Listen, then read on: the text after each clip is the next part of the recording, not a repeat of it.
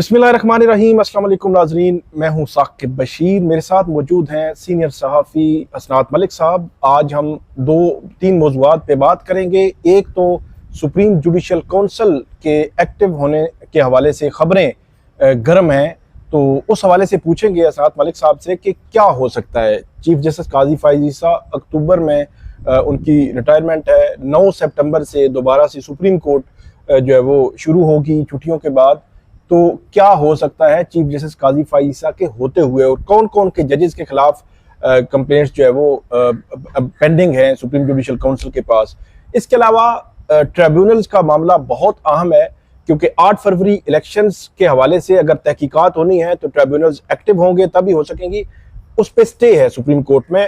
सलमान अकरम राजा ने वो स्टे ख़त्म करने की भी दरख्वास्त दे रखी है। इस्लामाबाद के जो ट्रिब्यूनल है उस ट्रिब्यूनल का फैसला भी अगले 1-2 रोज में आ जाना है, तो वो मामला भी सुप्रीम कोर्ट आ जाएगा। तो ट्रिब्यूनल्स का किरदार बहुत अहम है। इस हवाले से पूछेंगे असनात मलिक साहब से। मलिक साहब बहुत शुक्रिया। पहले तो ये बताएं कि ये जजेस के खिलाफ जो कंप्लेंट्स आई हैं, क्या कुछ आपको लगता है कि चीज़ें एक्टिव हो रही हैं या हो सकती हैं? जी बहुत शुक्रिया साकिब। ये कंप्लेंट तो बड़े अरसे से पेंडिंग है और आखिर में ये मामला टेकअप हुआ था मज़हर नकवी साहब का। ठीक। और उस वक्त उनको तो घर वो रिज़ाइन कर गए थे, लेकिन सुप्रीम कोर्ट की नई जजमेंट के मुताबिक उनके खिलाफ कार्रवाई हुई और कहा गया कि जी वो उनका मिसकंडक्ट साबित होता है। ठीक। कि उन्होंने मिसकंडक्ट किया है। उसके अलावा एक बलूचिस्तान हाई कोर्ट के जज जो आगे उन्होंने बनना है chief justice Balochistan high court बड़े लंबे अरसे के लिए, उनको नोटिस किया गया कि जी उन पे कोई इल्ज़ाम थे ये। अब वो उस नोटिस का जवाब भी उन्होंने दे दिया होगा 15 दिन बाद। अब देखना है कि उसमें क्या होता है। वैसे बाहर में ये बात हो रही है कि जुडिशल पॉलिटिक्स का एलिमेंट उसमें है। अच्छा। बलूचिस्तान के जजेस की पॉलिटिक्स उसमें इन्वॉल्व है जी। अगर वो इतना अरसा चीफ जस्टिस रहते हैं 4 साल 3 साल, तो बड़ा मसला होता है ना। ये ऊपर ये इस तरह की खबरें बहुत ज़्यादा बाहर में बैठे बलूचिस्तान के वकीलों से बात करें, वो भी ये करें। दूसरा जो है वो जो अब डेवलपमेंट हुई है, जो हमारे दोस्त मियां अकील जो 92 से वापस हैं, उनकी खबर है कि जी रिकॉर्ड मांगा है चीफ जस्टिस ने कि हमें बताएं कंप्लेंट कितनी है, कितनी पेंडिंग है, क्या स्टेटस क्या है किसका, और तरतीब वाइज बताई जाए कि जो पुरानी कंप्लेंट कौन सी, उस हिसाब से। अब ये रिकॉर्ड मांगा गया है। क्या वैसे असेसमेंट के लिए किया गया है? एक तो ये थ्योरी है कि जी वैसे आजकल वैसे ही चैम्बर वर्क कर रहे हैं तो देख लेंगे कि क्या हो रहा है। अच्छा। चैम्बर वर्क में जरा ये भी देख लेंगे क्योंकि चेयरमैन है एसजीसी के भी। दूसरा ये है कि नहीं, इनके खिलाफ कार्रवाई होनी चाहिए। मैं कार्रवाई करके जो भी हैं केस बनते हैं वो बने। अब मसला ये है कि जस्टिस मुनीब अख्तर छुट्टियों पे हैं, वो समर वेकेशन अवेल पूरे कर रहे हैं और इतला दिए हैं कि वो जो मैंने लिखा है रोस्टर, वो अगस्त में भी नहीं अवेलेबल, वो सितंबर में होंगे। ठीक है। अब एसजीसी के वो मेंबर हैं सुप्रीम जुडिशल काउंसिल। देखना है कि अब जब ये कंप्लेंट आती हैं तो क्या इनमें से कोई छानबीन करके कुछ किसी जज को भेज दी जाती है कि आप ओपिनियन दें कि मिसकंडक्ट बनता है कि नहीं, ताकि टाइम इतना किसी जज को भेज दिया जाए। ठीक। और उस जज का भी देखना है कि क्या अमूमन जो सरदार तारिक साहब ने 5-6 महीने लगा दिए थे मज़हर नकवी साहब, वो भी कोई लगा दें, या डायरेक्टली सुप्रीम जुडिशल काउंसिल में टेकअप हो जाए बगैर किसी को भेजे, सुप्रीम जुडिशल काउंसिल मामले को देख लें। अब इस वक्त जो कौन कौन से इंपॉर्टेंट जो कंप्लेंट है वो आपकी बात है। मलिक शहजाद सुप्रीम कोर्ट के जज, उनके खिलाफ कंप्लेंट की गई और कहा गया कि जी उनकी बेटी गाड़ी चला रही थी तो 2 बंदे जो हैं वो नीचे आए और वो दोनों की डेथ हो गई, और उस मामले को कवर अप करने के लिए या जो भी उसको इन्फ्लुएंस इस्तेमाल किया मलिक शहजाद साहब ने, ये इल्ज़ाम है। तो उस पर उनके खिलाफ कंप्लेंट आई है। वाज़ेह तौर पर सबको पता है लाहौर हाई कोर्ट जिस तरह उन्होंने चलाया, उसके बाद चीज़ें उनके खिलाफ एक्टिव हुई, एक्टिवेट की गई, और जो भी एक मेलाफाइड कैंसर भी है। फिर इस्लामाबाद हाई कोर्ट के 4 जजेस के खिलाफ कंप्लेंट है। सबसे पहले मोहसिन अख्तर कैनी साहब ने जब टिरियान केस में कुछ फैसला किया तो उसके खिलाफ उनके खिलाफ कंप्लेंट आई। फिर मतलब ये जैसे तारिक जहांगीरी, जस्टिस बाबर सत्तार, जस्टिस अरबाब ताहिर, 4 जजेस को निशाना है इस वक्त चीफ जस्टिस। अब ये बहुत से लोग कहते हैं जी आमिर, वो मैं बाद में, ये जो 4 जजेस हैं इन पे ये है कि जी ये 4 वो 6 में से जिन्होंने खत लिखा सुप्रीम जुडिशल काउंसिल को कि जी इंटरफेरेंस होती है, हमें गाइड करें। अब इनके जो हामी वकला हैं वो कहते हैं ये प्रॉक्सी कंप्लेंट इनके खिलाफ फायर हुई, इनके पीछे कुछ और है, जो भी मामला है मेलाफाइड है, हुकूमत की बात नहीं सुनी गई, मानी नहीं गई। ये वजह इस बुनियाद पे जिसका काजी फैसल ने अपने खिलाफ कार्रवाई सुप्रीम जुडिशल काउंसिल की सुप्रीम कोर्ट में चैलेंज की, ये भी कर सकते हैं, वहाँ फुल कोर्ट के लिए डिमांड कर सकते हैं कि जी हमें फुल कोर्ट दें। इससे पहले जो सोमोटो केस है इंटरफेरेंस के मामले में वो पेंडिंग पड़ा हुआ है। तो अब ये मामला है, वक्त कम, मुकाबला सख्त है, तो ये अब देखते हैं कि उनके हवाले से क्या करते हैं काजी साहब। एक तो इसमें कोई शक नहीं कि काजी फैसल साहब ने कोई ऐसा रिमार्क नहीं दिया कि इन 6 जजेस की किसी मामले में इंडोर्समेंट की हो, और वाज़ेह तौर पे आपसे ज़्यादा कौन जानता है कि थोड़ा बहुत नाराज़गी भी है काजी साहब को कि जी वो ख़त ना लिखते खुद आ जाते, ये वो क्या ये शिकवा इतना ये है, ये आगे तक है मामला। अब ये बड़ा इंपॉर्टेंट है कि काजी साहब क्या इनके खिलाफ कोई प्रोसीड करेंगे, जहाँ से इनके खिलाफ जो इन्फॉर्मेशन है ये वो सोर्स भी पता करेंगे कि कौन है क्या है। कल कोई भी जज के उसके हवाले से इस तरह की चीज़ें वो खुद ज़ेर अताब रहे हैं, तो अब देखते हैं वो क्या करते हैं। इसके अलावा मामला है जस्टिस आमिर फारूक का, वो PTI ने उनके खिलाफ कंप्लेंट फाइल की है और कहा गया है कि जी इमरान खान साहब का ये है कि जी इमरान खान साहब की कंप्लेंट में कि जी मुझे सज़ा देने में, केसेस को डिले करने में, और ताकि दूसरों के मेरे मुखालिफ जो इस्टेब्लिशमेंट है, हुकूमत है, उनको फ़ायदा मिलने में, वो कहते हैं कि ये इन्होंने पूरा कंधा अपना इस्तेमाल किया एक पैराग्राफ में। तो इल्ज़ाम इन पे ये है कि जी जो मुझे 3 सज़ाएँ हुई और जो कुछ हुआ है 1.5 साल में इस्लामाबाद हाई कोर्ट में, तो इन्होंने पूरी दूसरी साइड को सपोर्ट किया। फाइनल फैसला में भी मेरे हक में भी आ जाता हो, लेकिन ये डिले करते थे, केसेस की फिक्सेशन में कुछ होता था। टिरियान केस में सबसे इम्पोर्टेंट है कि जिस तरह इन्होंने डिले किया जजमेंट को, वो एक बड़ा इंपॉर्टेंट मामला है। टिरियान पे जो उन्होंने बात की है, और टिरियान वाली जो जजमेंट है बाद में जैसे जहांगीरी, पहले जैसे मोहसिन अख्तर कियानी उन्होंने दी, तो ये जजमेंट्स भी क्या सपोर्टिव मटेरियल के तौर पे इस्तेमाल देखिए वो सारी चीज़ें अब हो सकती है ना। वही अच्छा। आमिर फारूक साहब पे ये है, तो मेरा ख्याल है कि आमिर फारूक साहब खुद क्योंकि सुप्रीम जुडिशल काउंसिल के मेंबर हैं। देखिए इस वक्त सुप्रीम जुडिशल काउंसिल के मेंबर कौन कौन से हैं? Chief justice Qazi Faisal, justice Munib Akhtar, justice Syed Mansoor Ali Shah, justice Aamir Farooq Islamabad high court के चीफ जस्टिस, और बलूचिस्तान हाई कोर्ट के चीफ जस्टिस हाशिम खान। काजी साहब को एडवांटेज वैसे है SJC में, अच्छा हल्का सा, तो आमिर फारूक साहब बड़ा रोल होगा उनका इसमें पूरा मामले में। नहीं, उसमें जो 4 जजेस हैं, उन 4 जजेस के खिलाफ नहीं, वो जो इस्लामाबाद हाई कोर्ट के 4 जजेस हैं उनके खिलाफ सेपरेट अलग अलग कंप्लेंट्स हैं, उनकी नोयत भी मुख्तलिफ है। लेकिन एक चीज़ तो है ना कि उन 4 जजेस ने अपने ही चीफ जस्टिस के खिलाफ एक ख़त लिखा, और जो ख़त उनके खिलाफ ही था सुप्रीम जुडिशल काउंसिल के, हमने उनको बताया, उन्होंने मुदाखलत रोकने के लिए कोई इकदाम नहीं किए। तो उन 4 जजेस की कंप्लेंट्स में भी चीफ जस्टिस आमिर फारूक साहब बैठेंगे? देखिए मेरा ख्याल है कि वो पूरा इस पे आमिर फारूक साहब, अब ये उन पे टेस्ट है कि वो बैठेंगे ही नहीं। उमूमन जब शौकत सिद्दीकी साहब के खिलाफ कंप्लेंट आई थी तो जो थे कासी साहब, उन्होंने मदद कर ली थी। अच्छा। और फिर ये भी होता था कि अब इनके खिलाफ अपनी कंप्लेंट है।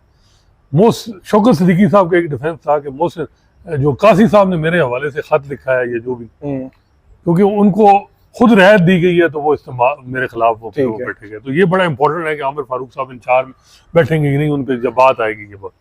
ये इतना बड़ा एक मामला है कि काजी साहब ने अगर ये पेंडोरा बॉक्स खोला, अमूमन ये है कि वो अगर अगले चीफ जस्टिस को भेज दें तो वो अलग बात है, अगर उन्हें लंबा अरसा रहना है फिर भी, तो ये बड़ा इंपॉर्टेंट है कि वो क्या करते हैं। तो आमिर फारूक साहब का रोल इंपॉर्टेंट है कि वो बेंचेस इनमें बैठेंगे या नहीं।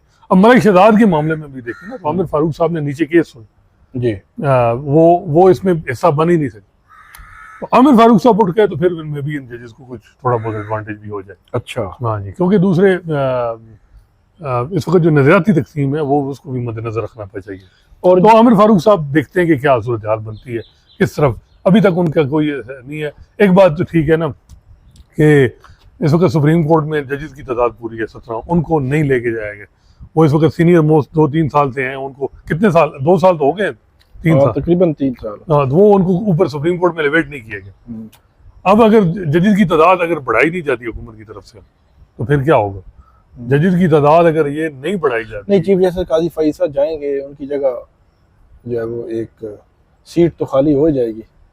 और नहीं, वो मैं कह रहा हूँ काजी साहब के दौर में अगर नहीं बढ़ाई, ओके, काजी साहब के दौर में बढ़ाई जाती है तो फिर तो काजी आमिर साहब को में भी लाया जाए और वो उम्मीद आस हो जा सकती है। ठीक है, अगर वो नहीं लाया जाता उनको और जो है वो फिर तो मंसूर अली शाह साहब का चीफ जस्टिस, और ये असल जो चीज़ है ना लिंकअप है वो कॉन्स्टिट्यूशन अमेंडमेंट जुडिशल पैकेज, सही है। उसके साथ मामला है कि क्या वो बाप बंद हो गया या आखिरी दम तक आखिरी गेंद तक लड़ाई होगी, ये भी मामला बड़ा ज़रूरी है, उसको भी देखना जरूरी। अच्छा, तो फिर आखिरी जो है वो पीटीआई की जो 2 दरखास्तें हैं वो इलेक्शन कमीशन के मेंबरान और चीफ इलेक्शन कमीशनर के खिलाफ, जी, तो वो भी एक इम्पोर्टेंट मामला है, वो भी क्योंकि लेकिन वो ताज़ा है। अब देखते हैं काई साहब इस मामले को सीक्वेंस वाइज वैसे क्या है, कितने साल पुरानी कंप्लेंट्स अभी रहती हैं, आपको कोई आइडिया है? कोई मालूम नहीं है, ये तो बिल्कुल रिसेंट पास्ट की है, ये अब देखना होगा कि क्या मालूम है। अब देखें काई साहब के खिलाफ जो थी ना कंप्लेंट प्रेसिडेंशियल रेफरेंस, वो खत्म हो गया, उनके खिलाफ बाद में कुछ चीजें आई हो तो अलग बात है। उनके खिलाफ जो supreme judicial FBR supreme court की जो जजमेंट थी कि एफबीआर का जो मटेरियल है वो भी सुप्रीम जुडिशियल काउंसिल उसको नहीं एग्जामिन कर सकती, सही है, उस बुनियाद पे उनके केस खत्म हो गया और मंसूर अली शाह साहब का उसमें बड़ा रोल था। तो ये मामला जी सही। दूसरे जो मौजू है उसकी तरफ बढ़ते हैं, वो है ट्रिब्यूनल का, इलेक्शन ट्रिब्यूनल 8 फरवरी इलेक्शंस के हवाले से, बल्कि जो ख्वाजा आसिफ साहब ने जो बात एक की थी और उन्होंने ये अप्रीहेंशन थी उनकी कि अक्टूबर नवंबर में ये जज जो हैं दोबारा से वो 8 फरवरी इलेक्शन को कलअदम भी करार दे सकते हैं। तो मेरा ये ख्याल है कि 8 फरवरी इलेक्शन को अलग से तो कलअदम करार देने की नौबत शायद ना आए, लेकिन जो ट्रिब्यूनल्स हैं वो अगर एक्टिव हो जाएं तो वही इस हुकूमत के लिए काफ़ी हैं। तो 8 ट्रिब्यूनल्स पंजाब के हैं, वहाँ पंजाब की जो चीफ जस्टिस हैं उन्होंने लाहौर हाई कोर्ट की, उन्होंने कहा कि जो 8 मेरे जज हैं वही काम करते रहेंगे। अब देखना यह है कि इस्लामाबाद हाई कोर्ट के जज क्या कहते हैं, चीफ जस्टिस, उनके पास भी मामला जैसे जहांगीरी वाला कि वो ट्रिब्यूनल तब्दीली होनी है या नहीं, फैसला महफूज हो चुका है, तो वो भी मामला सुप्रीम कोर्ट में आता नजर आ रहा है। चीफ जस्टिस काजी फाइज ईसा इस मामले में क्या करेंगे, क्योंकि उनका फिर अब मामला सारा सुप्रीम कोर्ट में आना है। देखिए चीफ जस्टिस काजी फैसला जो 6 महीने में करते आए हैं, अगर उसी तरह चले तो उन्होंने कहना इलेक्शन कमीशन का जो कंसल्टेशन है वो उनका अपर हैंड है कंसल्टेशन में। अच्छा, और आखिरी फाइनल से उनकी होनी चाहिए। ये ट्रिब्यूनल आइन में लिखा हुआ इलेक्शन कमीशन का और टैक्स को बड़ा फॉलो कर दे। अच्छा, तो मेरा ख्याल है कि फिर टैक्स पे के मुताबिक उनको ये होगा कि इलेक्शन कमीशन के पास इख्तियार है कि वो जो वो किसी को नाम ट्रिब्यूनल मामले। लेकिन अब लाहौर में मामला ये है कि लाहौर में 4 जजेस को ऑब्जेक्शन इलेक्शन कमीशन ने की, उसकी वजह नहीं बताई ऑब्जेक्शन क्या है, तो वो 4 पे भी मामला होगा। ये इंडिपेंडेंस ऑफ जुडिशरी का मामला है। एक जजेस आपके जजेस पे एतराज हो रहा है, 2 जजेस ने काजी साहब के साथ बैठे हुए जजेस ने कहा कि ये कैसे आपने एतराज कर सकते हैं। तो अब ये है कि ट्रिब्यूनल काजी साहब ये केस कब टेकअप करते हैं। असल तो मामला ये है कि अगस्त में तो चांसेस नहीं है, सितंबर में, तो 1 महीना फिलहाल खामोश करें। 1 महीने में डेवलपमेंट देखें, जुडिशियल पैकेज और कॉन्स्टिट्यूशन अमेंडमेंट उसके साथ चीजें सारी जुड़ी हुई हैं। सही है, उसके बाद ही चीजें क्लियर। मतलब आप समझते हैं कि अभी भी जुडिशियल पैकेज और तरमीम, आईनी तरमीम वाला मामला क्लोज नहीं हुआ? देखें जब तक कोई एक स्टेटमेंट नहीं आती ना कोई हुकूमत की तरफ से कि जी हमने प्लान गिव अप कर लिया है कुछ अरसे के लिए, ये है वो है, उस वक्त तक नहीं है। हुकूमत के जो सपोर्टर हैं, जो वेल इन्फॉर्म लोग हैं, जो हुकूमत के करीब हैं, जो कुछ साफ़ी हैं, वो कहते हैं जी आईनी तरमीम तो होके रहेगी। अच्छा, तो अब जो आईनी तरमीम होके रहेगी तो फिर वो भी कहते हैं कि मखसूस नशिस्तें भी नहीं मिलेंगी, जुडिशियल पैकेज भी आएगा। जुडिशियल पैकेज आएगा तो फिर 3-3 साल बढ़ेंगे। मेरा ख्याल है कि अब चीज़ें मुश्किल हो गई हैं। उसकी वजह यह है कि अब हालात इतने ख़राब हो रहे हैं कि जो है वो जिस तरह इलेक्शन कमीशन पे भी दबाव है, तो मखसूस नशिस्तें अगर मिल गई तो फिर कॉन्स्टिट्यूशन अमेंडमेंट तो बड़ी मुश्किल है अनटिल अनलेस के पीटीआई शामिल हो। और पीटीआई क्या चीफ जस्टिस काजी फैसला के होते हुए जुडिशियल पैकेज करेगी या बाद में करेगी? तो काजी साहब भी अभी तक खामोश हैं। उन्होंने ये है कि हुकूमत को कन्वे किया, ये खबर है कि जी उन्होंने कहा जी मैंने एक्सटेंशन नहीं लेनी। ठीक है, लेकिन इकदाम जो हो रहे हैं, जिस तरीके से उन्होंने ये केस 8 रुकनी मेजॉरिटी जजमेंट में जमाल मदुखेल साहब का नोट है, उसको अगर गौर से पढ़े, उसमें यह था कि 10 सीटें मिल जाए पीटीआई को, 13 सीटें ताकि माल गनीमत फिर तकसीम हो। तो 3-4 और मिला के वो इलेक्शन कमीशन को रिकाउंटिंग वाला मामला भी पेंडिंग है ताकि किसी खींच खांच की कॉन्स्टिट्यूशन अमेंडमेंट हो जाए। तो इस वक्त भी हर तरफ से कॉन्फिडेंट हैं, दूसरी साइड भी उनको है कि ये नहीं होगा। लेकिन ये चीजें हो भी गई ना कॉन्स्टिट्यूशन अमेंडमेंट, तो ये चैलेंज होगी, फिर फुल कोर्ट बनेगा, फिर वही चीज फिर फुल कोर्ट में ये कहेगा कि ये इंडिपेंडेंस ऑफ जुडिशरी के खिलाफ है और ये सारी स्ट्राइक डाउन है। तो हुकूमत के एक अंदर तबका है जो समझता है कि हमें अब ये जुडिशियल पैकेज वाला जो मामला है, ये पहले ही बहुत जजेस में और जुडिशरी में मिसट्रस्ट है, तो इसको नहीं करना चाहिए। दूसरी ये बात है कि काजी साहब के दौर में क्या कोई high court, Islamabad high court, Lahore high court, हुकूमत के जो ऑब्जेक्टिव थे वो गेन हुई है? वो नहीं हुई है। ना सुप्रीम कोर्ट, ना 2 जजेस, सुप्रीम कोर्ट से तो मे भी हो गए होंगे। तो ये भी एक मामला है कि भाई कहीं ना कहीं अब चीज़ें हैं जजेस की जो एक मामला है। तो फिर 3 साल अगर काई साहब मजीद आते हैं तो क्या गारंटी है कि किसी हाई कोर्ट में कोई हुकूमत को कोई किसी जगह हर्डल ना हो, नहीं होगी। तो ये मामला है। अच्छा, फवाद चौधरी साहब ये कह रहे हैं कि इस सारे मामले का हल ये है कि जस्टिस मंसूर अली शाह साहब का नोटिफिकेशन कर दिया जाए। आप इससे एग्री करते हैं, डिसएग्री करते हैं, या हुकूमत क्या सोच सकती है? क्योंकि काजी फैज़ साहब उनका नोटिफिकेशन काफ़ी टाइम पहले हो गया था।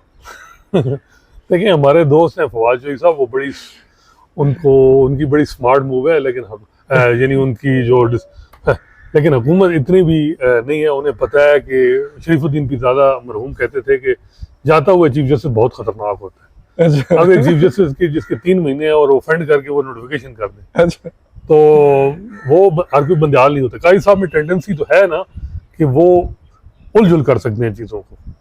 एक मतलब उनका पुराना दबदबा, जब जस्टिस काजी फैज़ फिर अगर दोबारा उनमें वो चीज़ आ गई जो जिस तरह चीफ जस्टिस काजी फैज़ करते थे, तो फिर 3 महीने भी हुकूमत मसला होगा, मुश्किल हो जाएगा। वो ट्रिब्यूनल तो पता नहीं कब, नवंबर दिसंबर की बातें हैं ना, कि पता नहीं हुकूमत आएगी होगी। ये थ्योरी सारी धड़म हो गई जाएगी। काजी साहब पहले ही इनके साथ काम तमाम करेंगे और चीजें बैलेंस करने की बातें भी करेंगे। अच्छा, ये अमूमन एक तारीख रही है कि जब चीफ जस्टिस जाता हुआ चीफ जस्टिस खतरनाक होता है। अभी तो काजी साहब को मैं भी थोड़ा हो के पता नहीं जाना है या नहीं जाना, लेकिन जब पूरी उम्मीदें खत्म हो जाएंगी तो फिर विकेट जो है ना छोड़ के ही वो छक्के चौके मारेंगे, और वो बड़ा मुश्किल हो जाएगा हुकूमत के लिए। तो मेरा ख्याल है कि हुकूमत इस तरह का काजी साहब को किसी तरह भी ऑफेंड नहीं करेगी। काजी साहब खुद कह दें, आज स्टेटमेंट आ जाएगा जी मैं इंटरेस्टेड नहीं हूँ, फिर जरूरत नहीं है। फिर उनको हाँ, हुकूमत बार्गेनिंग करेगी, कोशिश करेगी कि मंसूर अली शाह साहब से बात करने की, लेकिन वो हुकूमत क्या चाहेगी? हुकूमत चाहेगी कुछ गारंटियाँ, कुछ। अब काजी साहब, मंसूर अली शाह साहब अभी तक ठीक जा रहे हैं। मेरा नहीं ख्याल कि वो कोई किसी किस्म की किसी मामले में भी कोई गारंटी दे, वो बड़ा मामला खराब हो जाएगा। उनका आ जाएगा नोटिफिकेशन, लेकिन गारंटियां माजी में भी हमें तारीख बताती है जब कोई चीफ जस्टिस करता है। आपने देखा होगा बड़ी जल्दी उनके नोटिफिकेशन होते हैं, ये है वो है माजी में जब तो फिर जब उनके टेनोवर में चीजें गुजरती हैं तो फिर बंदा कहता है कि उससे बेहतर है कि वो चीफ जस्टिस ही ना बने। तो ये मसला ये है, मैं समझता हूँ कि इस वजह से मंसूर अली शाह साहब को अगर जिस तरह वो जा रहे हैं, तारीख जो है ना वो उनके किरदार याद रखती है। चीफ जस्टिस बनना को उससे ज्यादा पीसीओ का हलफ लेके अब्दुल हमीद डोगर चीफ जस्टिस बन गए। आज कोई याद रखता है? कोई नहीं रखता। वो जजेस जो माजूल थे, जिन्होंने घर बैठ के कुर्बानियां दी, उनको आज भी तारीख में याद रखा जाता है।